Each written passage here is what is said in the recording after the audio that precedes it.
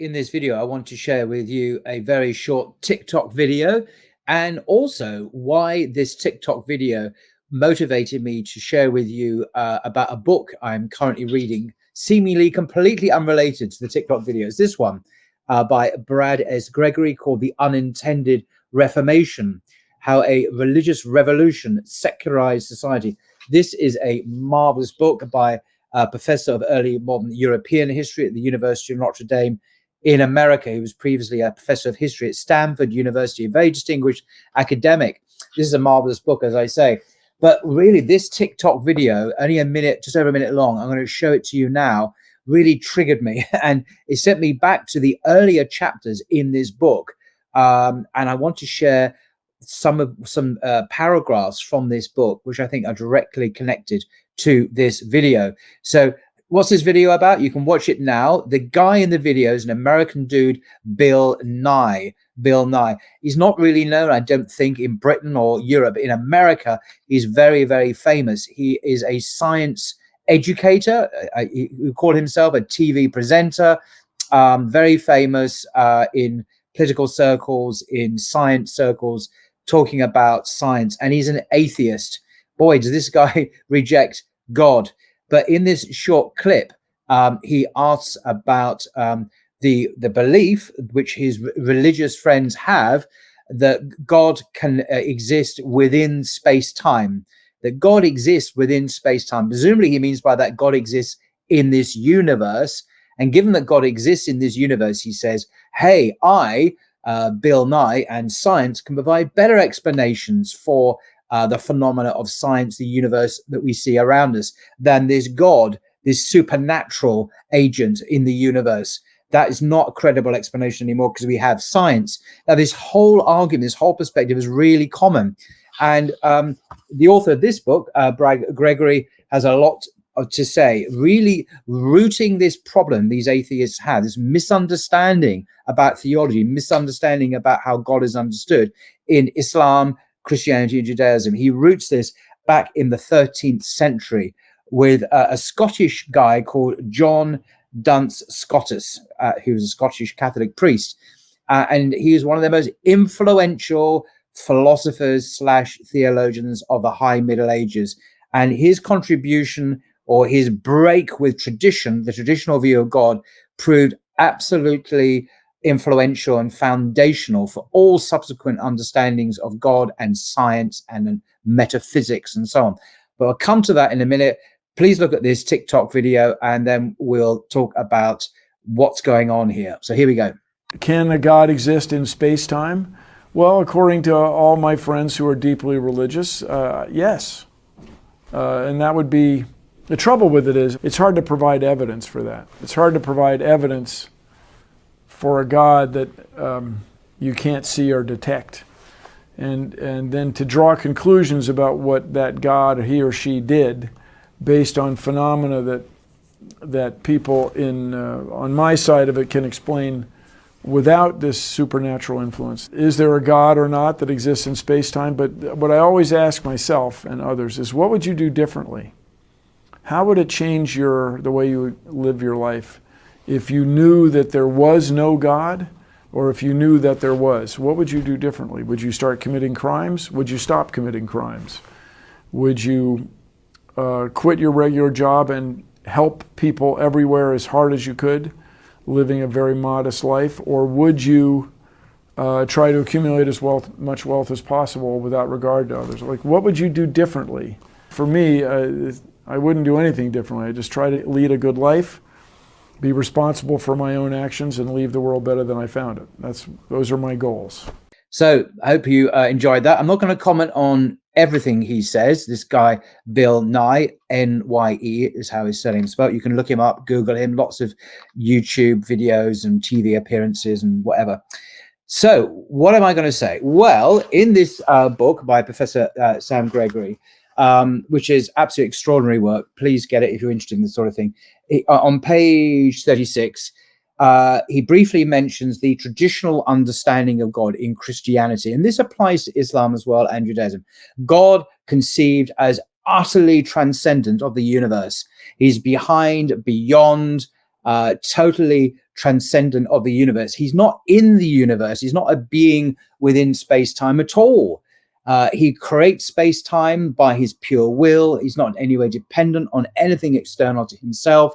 He's totally one, totally transcendent and eternal.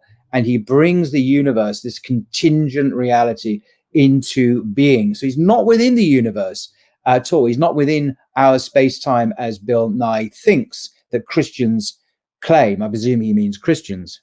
So why do his fellow religious people, why does he think that this is an acceptable view, that God exists in space-time? Well, there's a reason for this. So what I'm going to read to you now is pretty academic. I think it's very profound, and I just want to share it with you because I think it's so juicy, so important in terms of our understanding of the Western tradition, metaphysics, and what went wrong.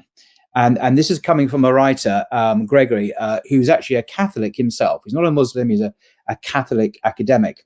So he says, John Duns Scotus, who died in 1308, who, as I said, by the way, just going to read a few words about who he was. He was a Scottish Catholic priest and Franciscan friar, university professor, philosopher, and theologian. He is one of the 4 most important philosopher theologians of Europe in the High Middle Ages, along with Thomas Aquinas, Bonaventure, and William of Ockham. 2 of those 4, by the way, are in Britain. But anyway, that's another subject. So what does our author say? Duns Scotus, however, and by the way, before then, he talks about the traditional view of God as utterly transcendent, separate from, different from creation. Scotus, however, had a different idea regarding what can be said about God and how it can be said, which implied a view about what Scotus thought God had to be insofar as God was real. Although his idea was not condemned as heretical, it was a critical departure from the inherited Christian notion of the relationship between God and creation, and one that in combination with other developments would eventually prove enormously consequential, not least because of its aforementioned congruity with the influence of ordinary grammar on discourse about God. Insofar as Scotus was a faithful Franciscan friar who studied and taught at the universities of Oxford and Paris, whose faculties of theology comprised the very center of the church's intellectual establishment in the late 13th and early 14th centuries, it might seem odd to describe him as departing in any respect from traditional Christianity. Yet, the particular way in which he did so becomes clear when we see, in conjunction with many subsequent contingencies, where his move led and what it made possible. So, starting from the traditional position of the radical distinction between God and creation, and this is a distinction, of course, the Quran is very, very clear about. Even Genesis, the beginning of the Bible, in the beginning, God created the heavens and the earth. The creation is utterly separate from God. He brings it into being. So this is the traditional understanding shared by Jews and Christians up to that point, and Muslims still, of course. Starting from that traditional position of the radical difference between God and creation, Scotus asked what could be said about God strictly on the basis of reason or philosophy. In response to the views of Henry of Ghent, another Parisian master whose own opinions on theological analogy differed in important ways from that of Aquinas, Scotus argued that at least one predicate was and had to be common to and shared in the same sense by God and creatures. That this is the paradigm shift. This is the metaphysical movement that mattered so much ultimately for the Western tradition, for Christianity. It might not seem like much. Bear with me. The author explains how momentous this was, and it only really came about in its full flowering much later. So Scotus argued that at least one predicate, so something you can say about something, in one of these things that you can say about, had to be common to and shared in the same way, in the same sense, by both God and creatures. What is this one thing they have in common? Can you imagine what it is? I'm pausing here, allowing you to consider the options. What is the one predicate that has to be in common with God and creatures? Were this not, well, we'll come to it in a second. Were this not so, our writer continues, the inherited view would prevent anyone, that is the traditional view, would prevent anyone from saying anything at all directly about God on the basis of reason alone. Notice the criteria here is human reason in medieval Europe. You know, really, we've got to sort this matter out based on reason alone. He doesn't go to Revelation. He knows about Revelation. He knows about the Bible, but he wants to form his opinion on the basis of reason alone. This is typical of a lot of philosophy, of course. This, in turn, Scotus thought, would burn, if we did rely on the traditional view, this would burn every potential bridge, he thought, between what observation could discover or philosophy could discern about God on the one hand, and Christianity's central claims about God's action in history on the other. So Scotus broke with the unanimous and traditional view. How did he do so? We're coming to that. He predicated of God something that he thought God had to share with everything else in the same sense, simply by virtue of existing, namely being. Being. This is, in philosophy, is a branch of ontologies, it's concerned with the nature of being. So being itself is something that's shared by God and his creatures in the same way, Scotus thought. And then he comments, the 11th century Muslim philosopher Ibn Sina had argued that being is conceptually prior to and common to God and creatures. So if he's right, this is something that at least one Muslim philosopher agreed with Scotus about. Insofar as God's existence is considered in itself and in its most general sense, Scotus agreed that God's being does not differ from that of everything else that exists in the same way. This is a big change. This is Scotus's univocal conception of being. Univocal because it is predicated in conceptually equivalent terms of everything that exists, including God. This is revolutionary. No longer is God utterly different, utterly transcendent, prior to, beyond, not in any way equivalent or equal to, and in the same class as the created order, whatever it may be, from stars to atoms to DNA to trees. He's completely a different category. Now he is in the same group of objects, God, cats, dogs, universe, they're all in the same genus, the same class of objects. It's almost blasphemous language, isn't it? Well, it is blasphemous language. By contrast, Christian theologians who continue to hold the inherited view, this is the older view, before and after Scotus, denied that God belonged to the same order or type of existence as his creation. And of course, Muslims would agree with that. God does not exist in the same order or type of existence as his creation. He's completely different. He is sui generis, one of a kind. Notwithstanding the differences that, Scotus thought, continue to distinguish the reality of God from that of creatures, for example, his infinite and perfect power, his sovereignty, his wisdom, and so forth, Scotus's move made God mappable on the same set of coordinates as his creatures. Now that's in quotes, as you can see, by Robert Barron. Robert Barron's actually a Catholic priest in the United States, probably the most famous bishop in America, Catholic bishop.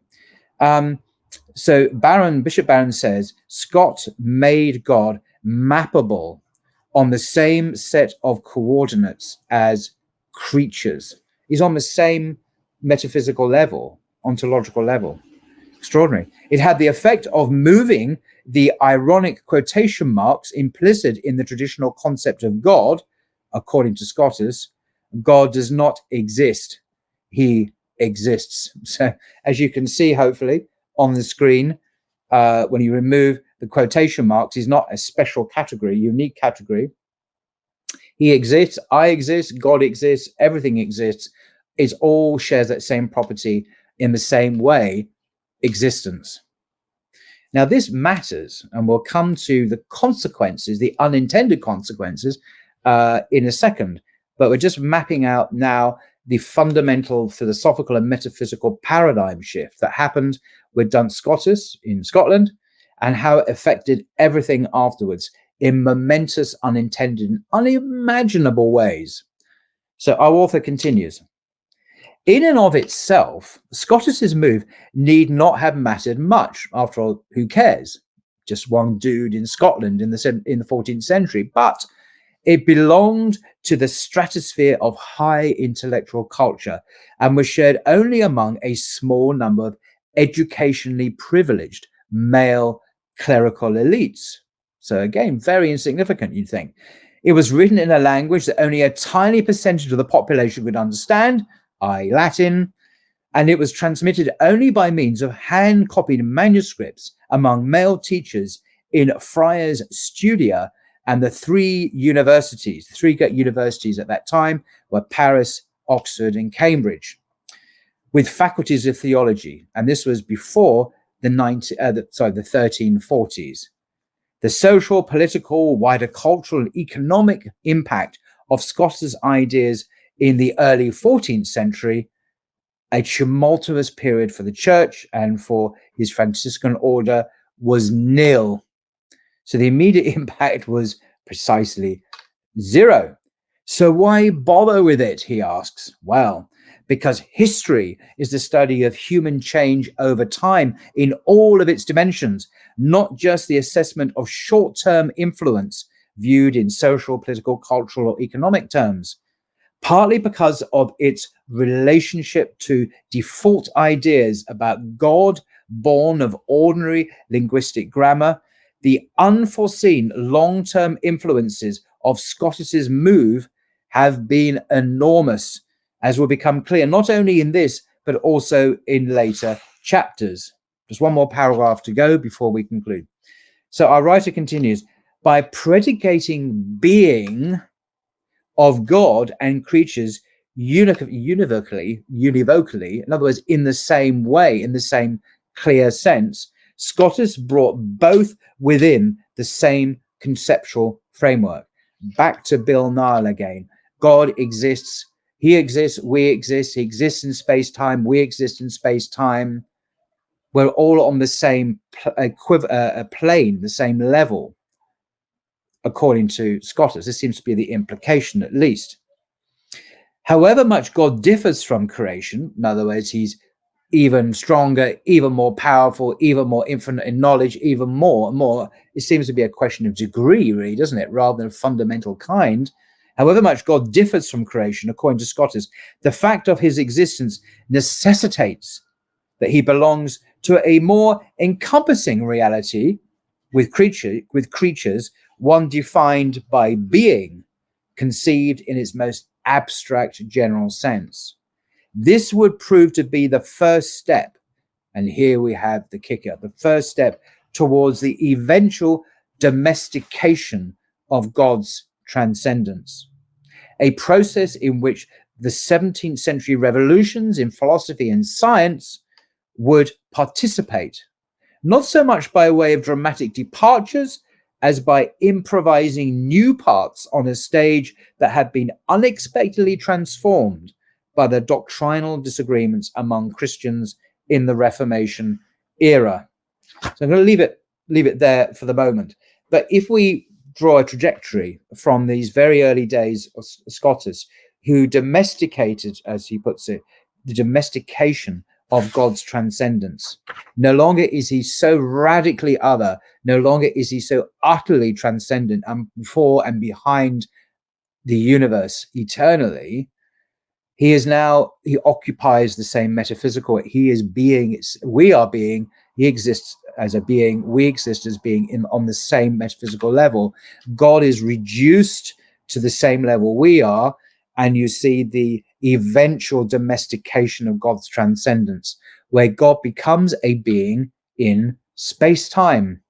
So God is in the universe. The universe being all that there is, of course, the totality of all that there is in the cosmos, in this incredibly huge and infinitely large universe, is all that there is. So God must exist within that. He is an agent, a cause within the universe. This would follow. And so you get Bill Nile's incomprehension that God exists in space-time. So, hey, science can explain, I don't know, the sunrise better than God. So why do we need God? And then he goes on to ask, well, if God doesn't exist, how would you live your life? What would you choose to do? Not realizing the absurdity of the question, because on the correct traditional understanding, the understanding shared by Islam, Christianity prior to Scotus, and Orthodox Judaism, we wouldn't be here if God didn't exist. The question is meaningless. God is the cause of all being. He is the cause of all contingent being. Everything that comes into existence must have a cause, and that cause ultimately must be God. It can't be prior causes within the universe, because then you would have an infinite regress, and infinite regresses are absurd. They are logically, you never get the thing going in the first place. So I hope that kind of makes sense. I know it's a bit complicated, and it's a nice bit of theology and philosophy there. This book is mainly to do with the unintended Reformation. The Reformation took place a bit later, of course, with Martin Luther in 1517, starting the whole thing off, and then others like Zwingli and John Calvin, etc., etc. And they changed the world forever, and we're still living with the consequences, the unintended consequences of the secularization of the world, which they brought about. But the Scottish point is that in the domestication of God, we have ultimately people like Bill Nye not understanding even what the Bible says. In the beginning, God created the heavens and the earth. He created everything in the beginning. He's not in space-time. He is beyond, behind. He's not like us. He is completely different from us. This is what the Quran says. He's nothing like, there's nothing like unto him, as it says in one of the surahs. And so Bill Nye's failure to understand this basic maxim of theology leads him to absurdities, as if God is a competitor explanation within the universe. God brings the universe into being, actually. He sustains it every moment. Everything within it only exists by his creative power. He's not a competitor. It's not a competitor in the explanatory causation of things. Everything happens because of him and by him, and we would not exist. And then for Bill Nye, then towards the end of his very short TikTok video, talking about how to live a good life without God is, of course, another absurdity. Where does he get notions of goodness from?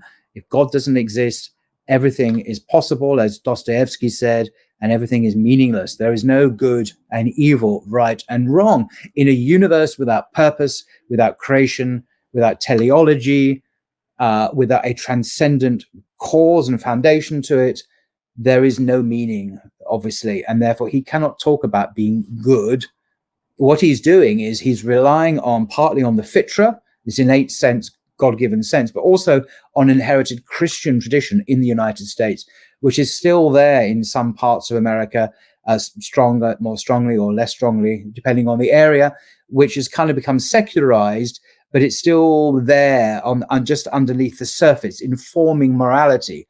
And he is parasitically feeding off that and saying, yeah, I can be an atheist. Yeah, I know I can be good, while not realizing that there is no metaphysical basis for his goodness. He's relying on religion, really, although he might not want to acknowledge that. And as that religious capital gets spent and used up and progressively disappears, as it is in the West, it will be even more difficult for him to even use his language, because there is no goodness in a universe without meaning and purpose in a creator, as all people who acknowledge God will understand. So there we go. That's my rant about John Duns Scotus. Hope that makes sense to you. Do get the book. It is written by a Christian. A lot of it is to do with Christian theology and doctrines. It's about the Reformation, after all, and the Catholic Church. But an awful lot of it is very of interest to Muslims and others, I think, because he really hits on the good point. Why do we live in a secular world? It's largely because of the Reformation and the unintended byproduct of that, the effect it had on everyone. I'm not going to go into it now. Different video, different time. but it's a very compelling argument, and I really think it's helpful for the rest of the world to understand why we're now under this Western obsession with secularism. We see it in France, we see it in America and in Germany and so on. Why must the rest of the world follow Europe in their obsession with excluding God from the public realm, if that were possible, but they think they can? Why this obsession? Why does the rest of the world have to follow on from this? Well, we don't. We don't have to follow on from this at all. And understanding why we don't and what went wrong in Europe, this book is very helpful, I think. Anyway, until next time.